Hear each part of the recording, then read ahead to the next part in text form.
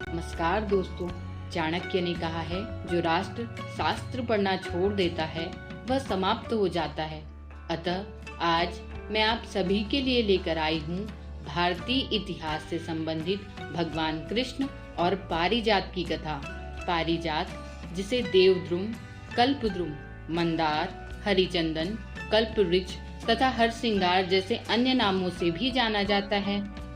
पारिजात की वृक्ष की विशेषता यह है कि इसमें लगने वाले पुष्प सूर्योदय के पश्चात खिलते हैं तथा प्रातः सूर्य के उगने के साथ ही वृक्ष से टूटकर जमीन पर गिर जाते हैं। तो इस कथा को जानने के लिए चलते हैं रत्नाकर अर्थात समुद्र के पास। आप कहेंगे रत्नाकर क्यों?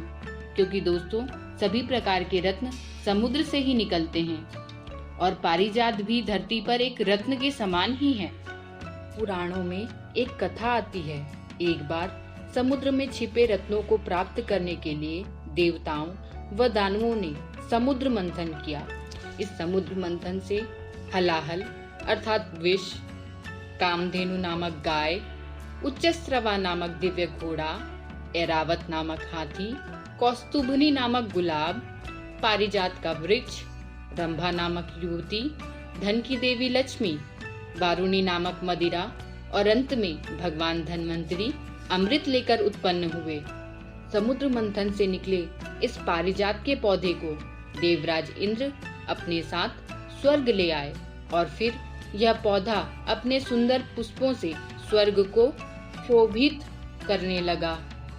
हरिवंश पुराण के अनुसार स्वर्ग में उर्वशी नामक अप्सरा को ही इसे छूने का अधिकार था। उर्वशी की सारी थकान दूर हो जाती थी। हरिवंश पुराण के अनुसार एक समय देवर्षि नारद भगवान कृष्ण से मिलने पृथ्वीलोक पर आए। उस समय उनके हाथों में वह पुष्प था। उन्होंने वह पुष्प भगवान कृष्ण को भेंट कर दिया। भगवान श्री कृष्ण ने वह पुष्प पास बैठी अपनी पत्नी रुक्मणी को भेंट कर दिया। बाद में यह बात उनकी एक और पत्नी सत्यभामा को ज्ञात हुआ तो वह क्रोधित हो उठी और भगवान श्री कृष्ण से अपनी वाटिका के लिए पारिजात वृक्ष की मांग करने लगी। उसकी हठ के कारण झुकते हुए भगवान श्री कृष्ण ने अपना एक दूत स्वर्गलोक में पारिजात वृक्ष लाने के लिए भेज दिया, मगर इंद्र ने वह वृक्ष प्रदान करने से इनकार कर दिया। उसकी इस बात से भगवान श्री कृष्ण क्रोधित हो गए और उन्होंने इंद्र पर आक्रमण कर दिया।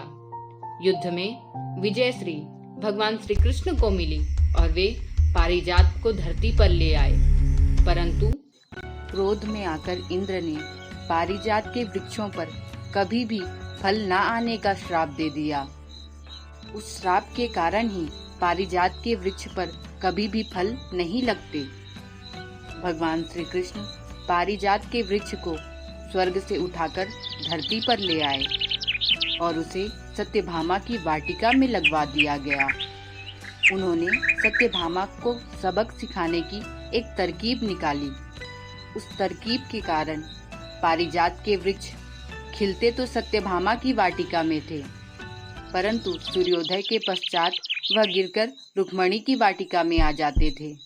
तो दोस्तों, इस कहानी के माध्यम से हमें यह शिक्षा प्राप्त होती है कि ईर्ष्या व जलन से वशीभूत होकर प्राप्त वस्तुओं से कभी भी मानसिक सुख की प्राप्ति नहीं की जा सकती।